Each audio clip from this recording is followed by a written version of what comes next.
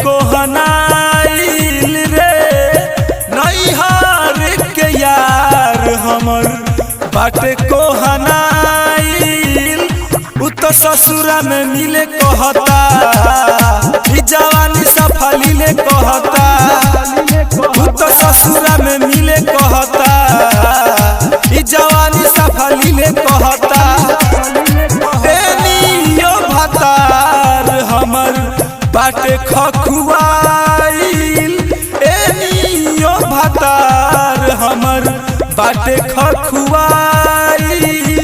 उ तो ससुरा में मिले कहता ई जवानी सफली ले कहता उ तो ससुरा में मिले कहता ई जवानी सफली ले कहता उ तो ससुरा में डीजे मिट्ठू राजा पटसोनी उ तो ससुरा में मिले कहता ई जवानी सफली ले कहता उ तो ससुरा में मिले कहता ई जवानी कइले बा पागल घर से बा भागल कोई के उ खून छपटाला हो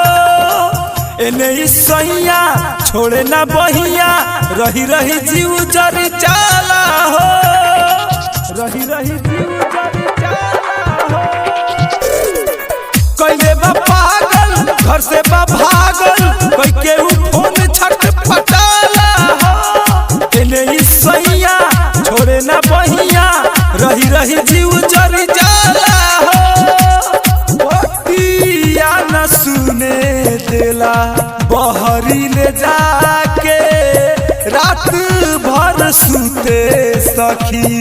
टंगरी फंसा के ई तो चोली धके झूले कहता ई जवानी सफली ले कहता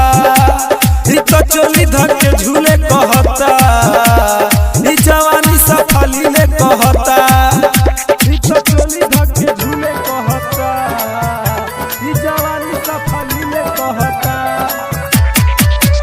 ई तो चोली धके झूले कहता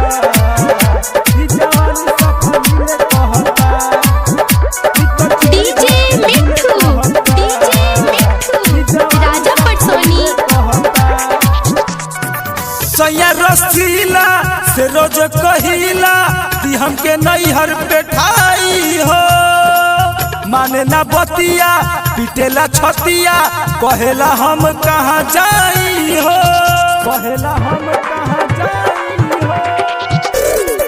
सैया रसीला से रोज कहिला दी हमके नैहर पे ठाई हो माने ना बतिया पिटेला छतिया कहेला हम कहाँ जाई हो मारो माजराज कुमार दोसर पटा के प्रेमी परमेश्वर गीतिया लिखे धधा के धके पेड़ा हमर छिले कहता ई तो चोली धके झूले कहता